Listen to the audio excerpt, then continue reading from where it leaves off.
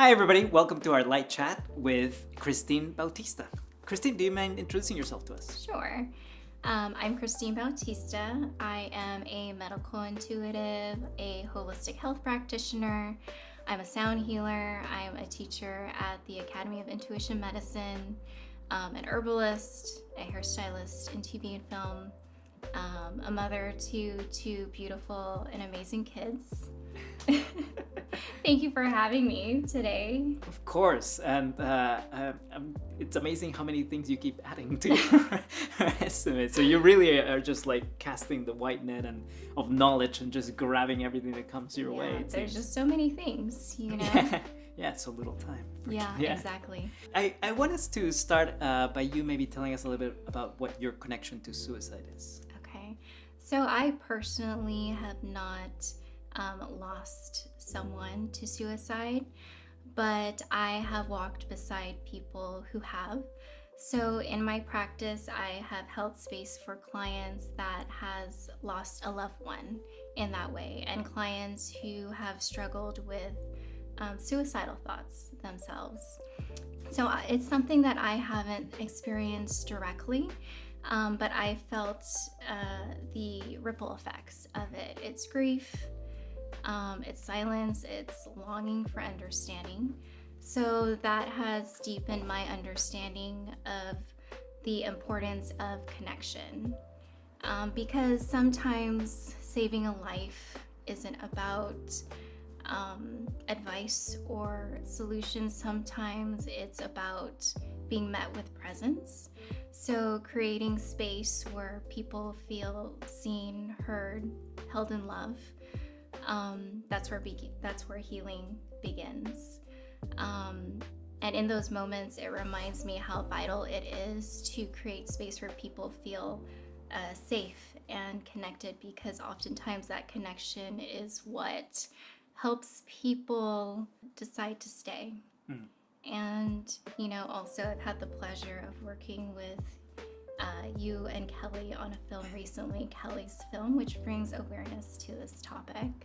I want to go a little bit into what you do with sound baths, and maybe you can tell us also how you got involved with sound baths and intuitive medicine in general. How did that come into your life? So I get asked this question a lot. And it's not something that I got into per se, but it's something that's always been a part of me. And when during my admissions interview for the master's program at the Academy of Intuition Medicine, Dr. Francesca McCartney asked me a question that no one had ever asked me before. She asked me when did you know that you were different? And I had to take a pause for a second. And I told her that I have always known that I was different. I remember being born. I remember it like it was yesterday. I remember being in a body and being passed to my mom and wanting to say something to her. But when I opened my mouth, only a cry came out. And so I just remember like having this frustration of not being able to voice what I wanted to say to her. And I just also remember just being in this body and trying to move and thinking this is not how I moved before. So, from that point forward, growing up, there were things that I was able to do, experiences that I've had that quote unquote normal people don't normally have. And so I did my first healing when I was 4 years old. I heal with my hands. And being different in that way, it can be lonely a lot of times because it's something that you can't really have a conversation with just anyone, And so most of my life, I did suppress it. I did try to ignore it because there was a part of me that desperately didn't want to feel different. I wanted to be just a normal person, you know. But as I got older, those things just started getting stronger and stronger. And so to the point where I couldn't ignore it. You know, people would naturally come to me seeking for help. And I would do it, you know, it would be word of mouth. And it came to the point where I decided, you know what, and also Filipinos are very religious. So growing up, there was also this conditioning that, you know, the things that I could do, you know, were evil, or, you know, it's just, you just stay away from that stuff. But as I got older, I just realized, you know, there must be a reason why I can do the things that I do. And I started to embrace it. And that's when I came across the Academy of Intuition Medicine, where I went through formal training to understand the things that I could do and be able to use them in a way that would help other people. So that's how I got into intuition medicine. And at that same time, I started doing sound healing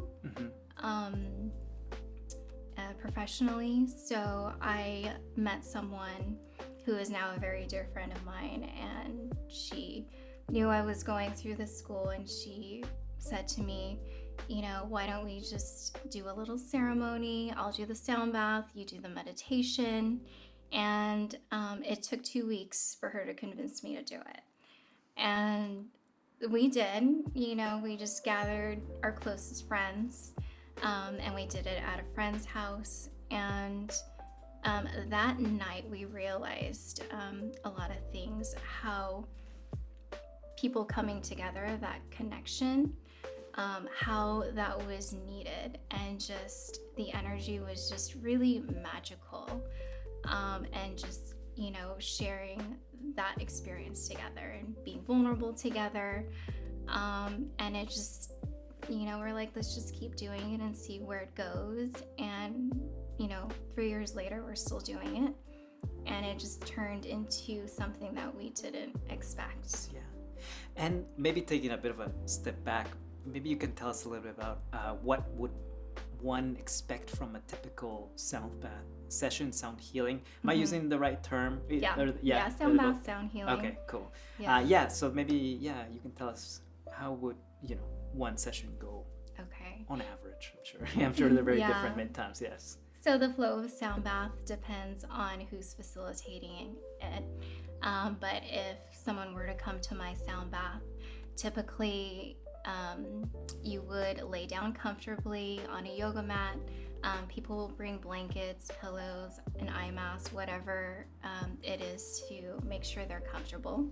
I've had people bring an inflatable mattress, you know, before. Some people will sit in a lotus position during the ceremony.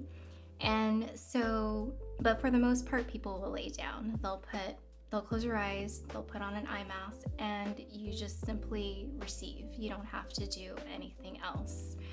And I always like to start the ceremony with a grounding meditation to make sure that everyone is grounded, because when you're receiving a healing, especially a sound healing, a lot of things can rise to the surface. So as humans, we emit an electromagnetic field. We're electric.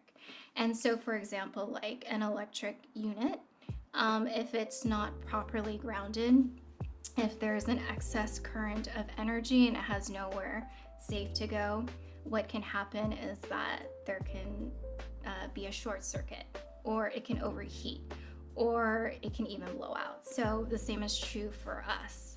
If we're not properly grounded, number one, you know, a person might feel great afterwards, but the healing doesn't stick. And it's because they're not properly grounded. Or, you know, the healing that they're receiving, it might be too much.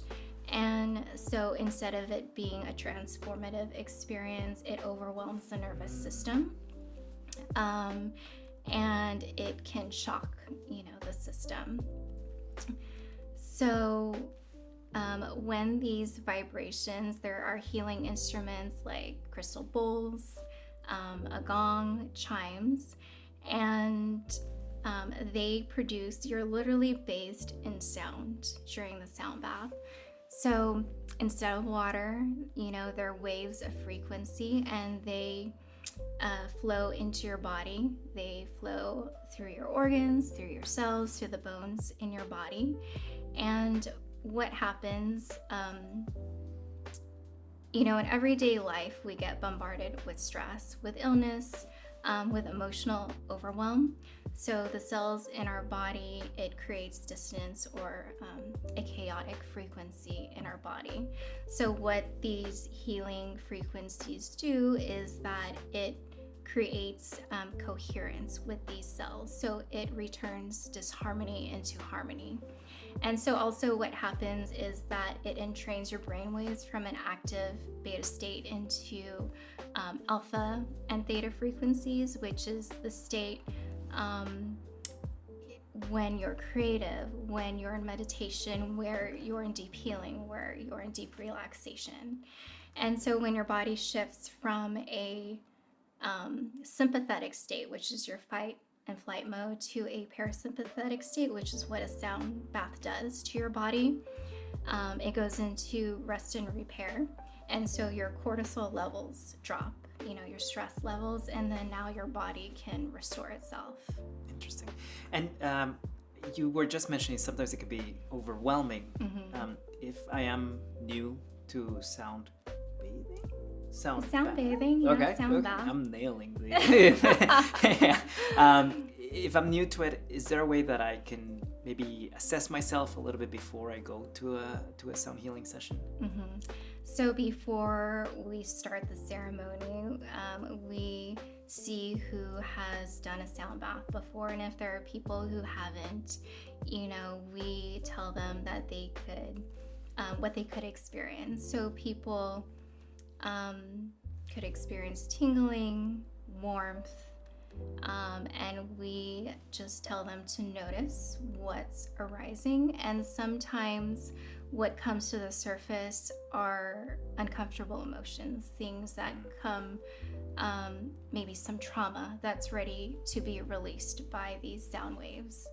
And so we let people know to notice those and to not be scared, but to just lean into the feeling and embrace them, because those things want to be seen and held. Otherwise, those emotions, those vibrations just get trapped in the body, and that creates illness. Yeah. And I'm also curious if you've collaborated with traditional therapists, or has anybody sent somebody to you to do some sound healing as well? Have you had those experiences?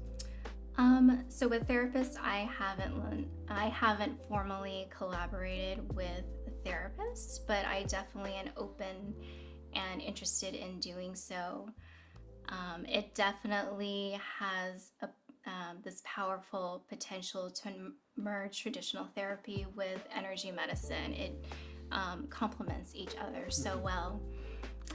But I am affiliated with the HeartMath Institute, which is an institution that focuses on heart-brain coherence, and they've done incredible research on the heart and the heart's intelligence. And I'm also affiliated with Amen Clinics, which is Dr. Amen Clinics' organization, and they're known for their work on brain health, and also with integrative psychiatry. And so through those networks, I'll get referrals from either their patients or people who go on the website. I'm listed in their practitioners listing, so people will go on there and reach out to me if they see a service I offer is something that they'd like to do. Yeah. Now, I'm sure that there's people who are more drawn to, intuitive medicine as well. So I'm curious if you can kind of tell us, I know you were saying pretty much it's from birth and it is intuitive very much, but is there something specific about holistic medicine that resonates with you, or do you think resonates in general with people?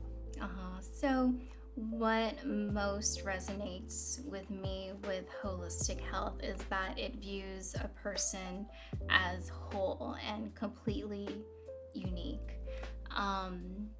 And so it honors a person's healing journey, and it honors the body's innate intelligence to self-heal, given the proper conditions and support. And it doesn't separate the physical, the emotional, the spiritual, the mental. It sees it as interconnected, working together in harmony. And that's what makes it so powerful, is that it's deeply personal, it's compassionate, it's adaptable, and the way I view it, I listen to the body, to intuition, but also holistic health is a collaborative, effort between the practitioner and the client, which is what I love. It's not the practitioner telling the client, you need to do this, this, this. It takes effort from both sides. And what I love most about it is that it recognizes that there's not a one-size-fits-all formula to wellness. So what works for one person might not work for another person. We're so different. We have different experiences. We have different needs. So that's what I really love about it. You can really experience just deep transformation that way.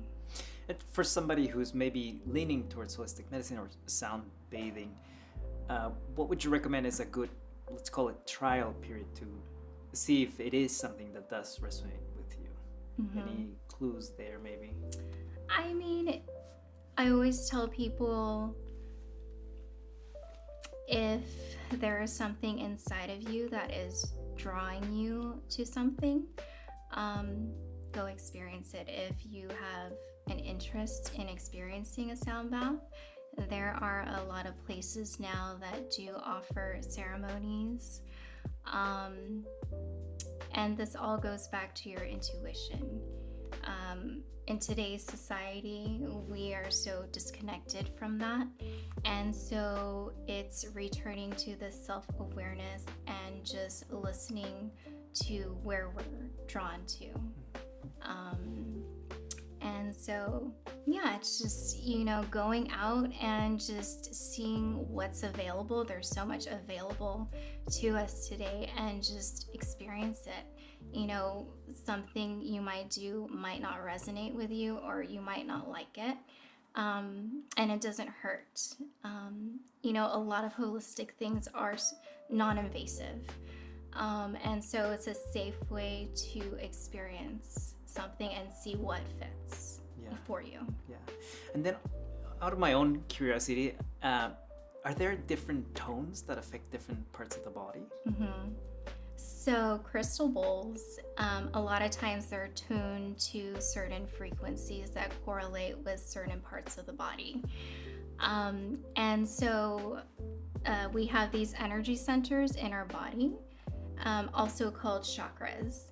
And so my bowls, I'll have a bowl that might be for your root chakra. So your root chakra is at your tailbone.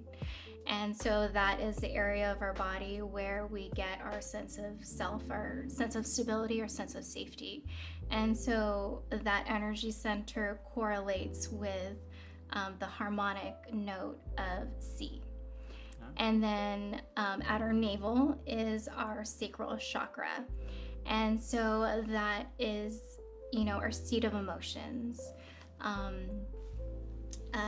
That chakra, I tend to do a lot of clearing in that chakra, because that's where we absorb a lot of people's energies. And a lot of times people confuse with what they're feeling as their own, but it's not their stuff that they're feeling. And we take that all in our sacral chakra, which is at our navel. And so that correlates with the harmonic note of D. And then so in the area between our navel and our breastbone, our sternum is our third chakra. That's our power center. That's our personal power. And so that is the harmonic note of E. And then right here, like at your sternum near your heart, is your heart chakra. And so that's where, love is. That's compassion for yourself, compassion for others. And that is the harmonic note of F. And so like you come to your throat chakra, that's like the expression of your creativity. That's where you're able to speak your truth. And so that's the harmonic note of G. And then you get up to your sixth chakra, which is between your brow bone. And that's where, your clairvoyance is. That's where you're able to perceive truth. So when that chakra is imbalanced, you're able to perceive what is true. And so that's the harmonic note of A. And then up on your crown, that's your crown chakra. And that's normally where like the soft spot on a baby is. So that's your connection to the divine. And that's the harmonic note of B. So, a person, if they're interested, like with bowls, they can get a bowl that has a specific frequency. Let's say, I need some work on my heart chakra because I've experienced loss, I've experienced betrayal, I've experienced, things associated with the heart chakra. So a person might want to get a heart chakra bowl and play it to bring that energy center into alignment.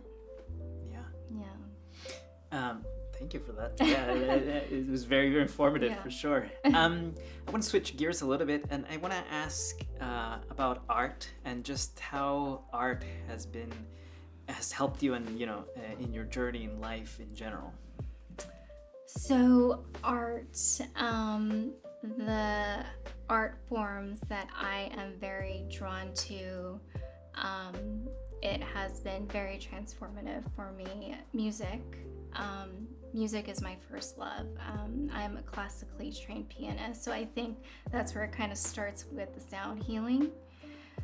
So just growing up, anytime that I was feeling joy or especially sadness or anger, I would always go to my piano. It was just an outlet for me, to release. And my favorite art form of all time is movement. I love anything that moves my body, particularly aerial. I'm an aerialist. And that art form is very meditative for me because anytime you go up in the air, it's very risky. And so you are forced to be present. You can't let your mind wander. Otherwise, you risk falling or injuring yourself, which I've done before when I've let my thoughts wander. And so art is just, I believe it's the heartbeat of humanity. It's how we express ourselves. It's, the bridge from our inner world to our outer world. And so I consider myself an artist, and it's just, it crosses linguistic barriers. You're able to, whatever art form it is, you're able to express freely, and to feel fully. And it's a safe place to, tell stories, to explore your identity, to bring to light, some emotional wounds. So that has just been very transformative in my life, that outlet. Yeah. Is there a specific piece of art, media in general? I know you mentioned aerial yoga and music, but maybe a little more specific that you recommend everyone engage with? And movement, always. It is just such a big part of my life. I have just such a passion for it, because before we're able to speak, we reach, we dance, we move with our bodies, that's how we spoke. Just turning on some music and just letting your body respond to that, it just reminds you that your body is more than just a place that you inhabit, but it's also a place where you create. So that's what I really love about it. And it's also therapeutic in a way, because movement helps move things in your body. When you take a deeper look at what we're made of as human beings, at a molecular level, we're made of cells that vibrate. And so we're constantly in motion. Everything, in existence, anything that's alive, is vibrating. We emit an electromagnetic field. And so Dr. Francesca McCartney at the Academy, she likes to say that we're frozen light, so it's kind of like, I see it like stagnant water. It starts to, you can't see through muddy water. And so I kind of like to use that analogy, like with our bodies just moving, like to just, get whatever, especially, from my perspective as a healing practitioner, to move those emotions through your body, just get them moving out of your system. Yeah. So there's just that benefit, all those benefits to it. Well, before we end every interview, we like to do a little lightning round. So I hope you're ready with quick fire questions. So are you ready? I'm ready. Okay. Favorite comfort food? Thai food. Oh, yeah. Favorite way to unwind? I really love hot yin yoga to unwind. To unwind? Okay. Yeah. That to me is like, it takes effort. How about favorite childhood movie? Baz Luhrmann's Romeo and Juliet. Yeah. What's your go-to song right now? It's called Through My Soul by Enli Blue. Wow. Nope. Yeah. Never heard of that one. Well, gotta put it on the playlist. It's pretty new. Yeah. Yeah. It sounds like it. What's your favorite piece of advice you've gotten or read or anything like that? My favorite piece of advice is to have compassion on yourself. The most important relationship that you'll ever have in this life is the one that you have with yourself. So treat yourself the same way that you would treat someone you love and deeply care about. And I think the most important part of that is to always follow your heart, because it always knows the way. Love it. And then last but not least, if hope had a color, what color would it be? Definitely rose quartz. Ooh, yeah. Very specific. Yeah. Very nice. I mean, rose quartz to me is the color of the heart that has wept but still turns towards the light. It's the color of gentle courage. So I just love rose quartz for that. Well, Kristine, thank you so much for the conversation. Thank you for being here. Thank you, everybody, for watching. And join us on the next live chat. Thank you. Thank you for having me. Bye.